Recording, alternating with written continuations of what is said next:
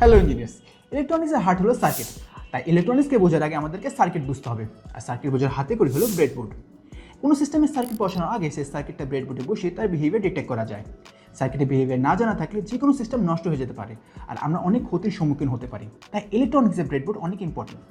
আজকে এই ভিডিওতে আমরা ব্রেডবোর্ড কীভাবে কাজ করে, সিরিজ কানেকশন কীভাবে দিতে হয়, প্যারালাল কানেকশন কীভাবে দিতে হয় এবং একটা সার্কিট ডায়াগ্রাম থেকে কীভাবে ব্রেডবোর্ড সাজাতে হয় সেটা শিখব। একজন ট্রিপল ইঞ্জিনিয়ারের জন্য ব্রেডবোর্ড অনেক ইম্পর্টেন্ট। আপনি যদি স্টুডেন্ট লাইফ থেকে ব্রেডবোর্ডে মাস্টার হয়ে যান তাহলে ফিউচার লাইফে আপনি যে কোনো সার্কিট ইজিলি সলভ করে ফেলতে পারবেন, কারণ ব্রেডবোর্ড আপনাকে যে কোনো সার্কিটে পরিপূর্ণ ধারণা দিয়ে দেয়। তো চলুন এখন আমরা ব্রেডবোর্ডে কয়েকটা ফাংশন দেখে নিই। হুইল অফ ইঞ্জিনিয়ার্স থেকে আমি Mohammad Hasan Khan. Let's start the video. এটা হলো ব্রেডবোর্ডের মেইন টার্মিনাল। মেইন টার্মিনালের কলমগুলো একসাথে কানেক্টেড থাকে। তার মানে একটা কলমে যদি দুটো কম্পোনেন্ট লাগানো হয় তাহলে সেটা কানেক্টেড হয়ে যায়। কিন্তু এই কলম আর এই কলম দুইটা আলাদা আলাদা কানেক্টেড থাকে এবং এদের মাঝখানে একটা ভাগ দেওয়া থাকে। এটা কেন দেওয়া থাকে একটু পরে জানতে পারবেন। এটা হলো ব্রেডবোর্ডের পাওয়ার রেল। এর ভিতরে পাওয়ার সাপ্লাই কানেক্ট করা হয়।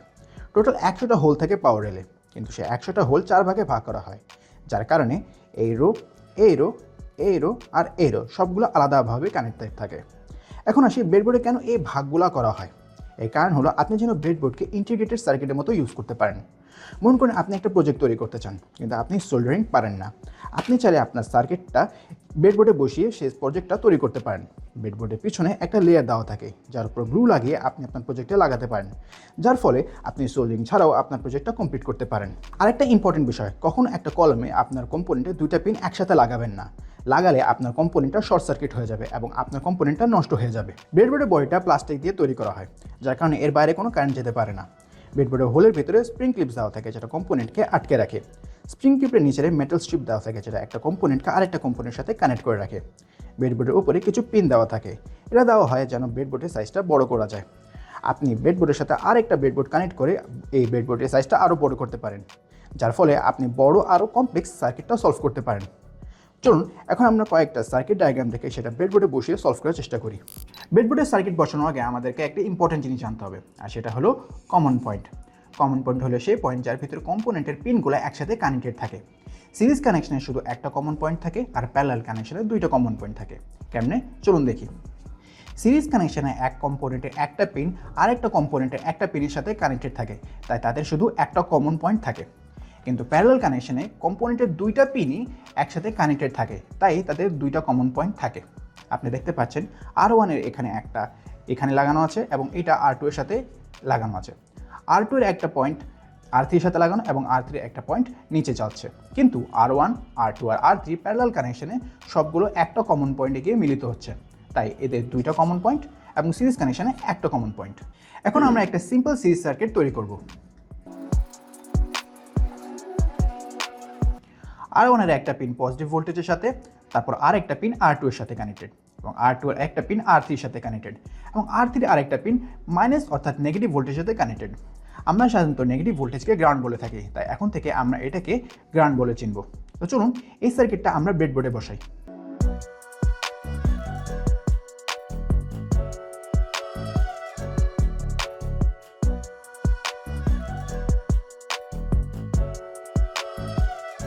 এখানে আপনি দেখতে পারবেন এখানে আমি R1টা এসে R2 এর সাথে কানেক্ট করেছি এবং R2টা R3 এর সাথে কানেক্ট করেছি।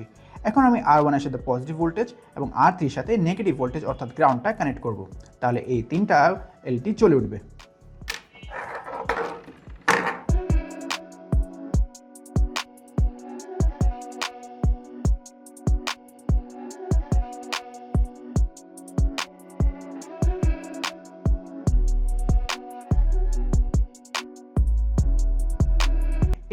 এই সার্কিটটা কমপ্লিট হয়ে গেছে। এখন আমরা প্যারালাল সার্কিট দিয়ে এটা ট্রাই করব। এখন আমরা একটা সিম্পল প্যারালাল সার্কিট ড্র করব।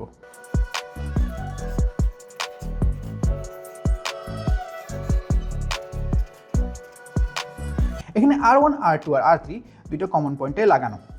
এটা ব্রেডবোর্ডে বসানো অনেক ইজি। তো চলুন এটাকে আমরা ব্রেডবোর্ডে বসাই।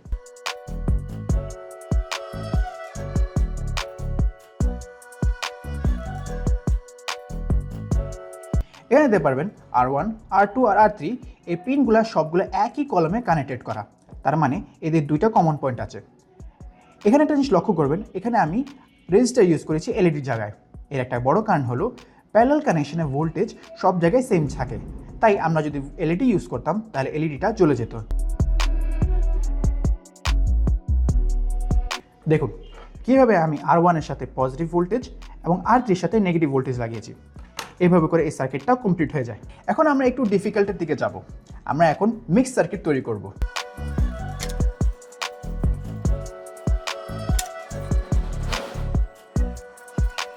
এখানে R1 সিরিজ কানেকশন আছে। R1টা ভোল্টেজে পজিটিভ সাইডের সাথে একটা পয়েন্টে এবং R2 আর R3 এর সাথে আরেকটা পয়েন্টে লাগানো। R2 আর R3 প্যারালাল কানেকশন আছে, তার মানে তাদের দুইটা কমন পয়েন্ট আছে। R2 আর R3 কানেকশনটা গ্রাউন্ডের সাথে অর্থাৎ নেগেটিভ ভোল্টেজের সাথে লাগানো। চলুন এখন আমরা এটাকে ব্রেডবোর্ডে বসাই।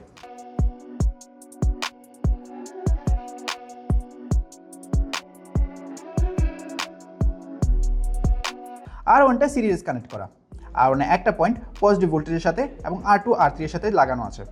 R2 R3 আর R1 সবগুলো একসাথে কানেক্টেড এবং R2 আর R3 এক কলামে কানেক্টেড। এখন আমি এটার সাথে পজিটিভ ভোল্টেজ এবং এটার সাথে নেগেটিভ ভোল্টেজ লাগাবো, তাহলে এই সার্কিটটা কমপ্লিট হয়ে যাবে।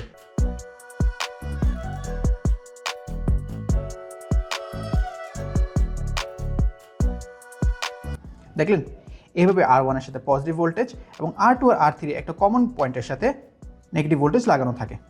এখন আমরা কমপ্লেক্স সার্কিট তৈরি করব।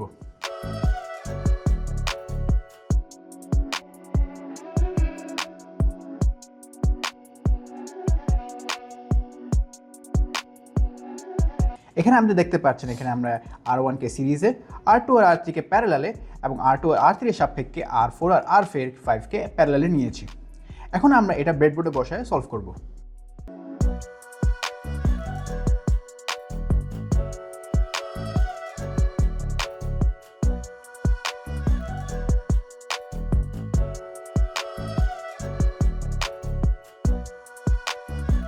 এখানে আমি R1 এর একটা পয়েন্টটা পজিটিভ ভোল্টেজের জন্য এবং আরেকটা পয়েন্টটা R2 আর R3 এর সাথে কানেক্ট করেছি। এখানে আপনি দেখতে পাচ্ছেন আমি ওয়্যার ইউজ করেছি। যখন আপনি একটা কলামকে আরেকটা কলামের সাথে কানেক্ট করতে যাবেন তখন ওয়্যার ইউজ করবেন। যখন আপনি কমপ্লেক্স সার্কিট সলভ করবেন প্লিজ ওয়্যার ইউজ করবেন, এর ফলে আপনার সার্কিটটা আরও সুন্দর এবং সাবলীল লাগবে। এখানে R2 আর R3 প্যারালাল কানেকশনে কানেক্ট করা আছে এবং তার থেকে আরেকটা ওয়্যার কানেক্ট করে আমরা R4 আর R5টাকে কানেক্ট করেছি। এখন আমি এর সাথে পাওয়ার সাপ্লাইটা লাগাবো এবং এই সার্কিটটা কমপ্লিট করব।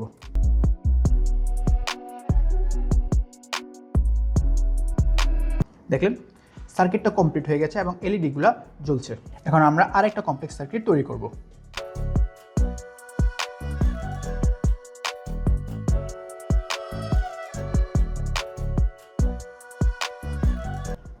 এখন এই সার্কিটটা আমি ব্রেডবোর্ডে বসাবো।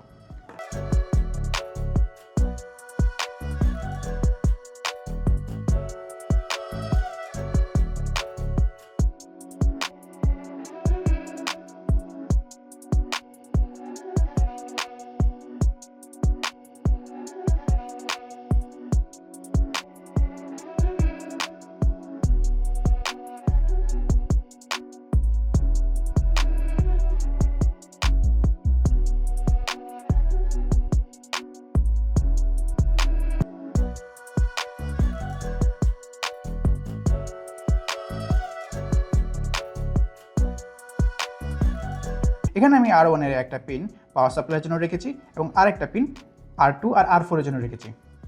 R2টা R3 এর সাথে কানেক্টেড এবং R4টা R5 এর সাথে কানেক্টেড এবং R5 আবার R4 এর সাথে কানেক্টেড হয়ে আছে। এখন আমি পাওয়ার সাপ্লাই বসিয়ে এই সার্কিটটা কমপ্লিট করব।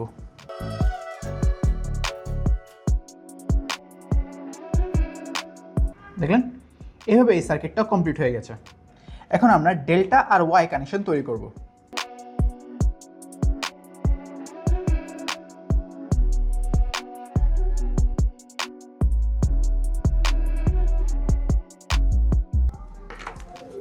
এই সার্কিটটা আমরা এখন ব্রেডবোর্ডে বসাবো। প্রথমে আমরা R1 নিব এবং এটা আমরা আলাদা আলাদা দুইটা কলমে বসাবো। R2 কে আমরা R1 এর এই পয়েন্টে কানেক্ট করব এবং R3 কে R1 এর এই পয়েন্টের সাথে কানেক্ট করব।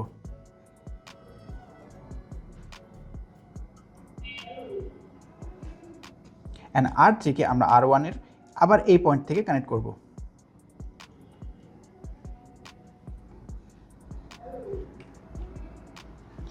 এখানে আমরা আলাদা আলাদা কলাম রেখেছি। আমরা এই কলামটা আর এই কলাম দুইটা কানেক্ট করব।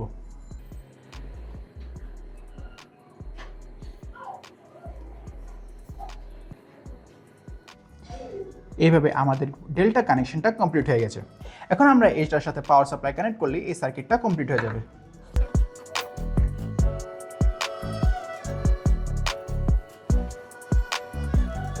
দেখলেন, এটা হলো আমাদের ডেল্টা কানেকশন। এখন আমরা একটা ওয়াই সার্কিট তৈরি করব।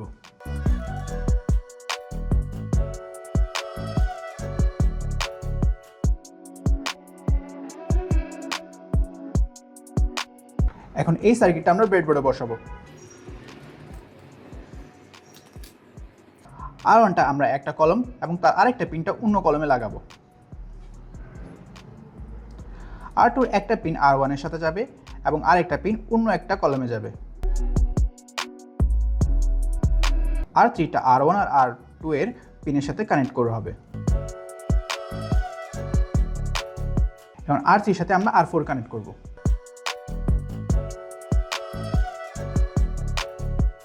এভাবে আমাদের ওয়াই কানেকশনটা কমপ্লিট হয়ে গেছে।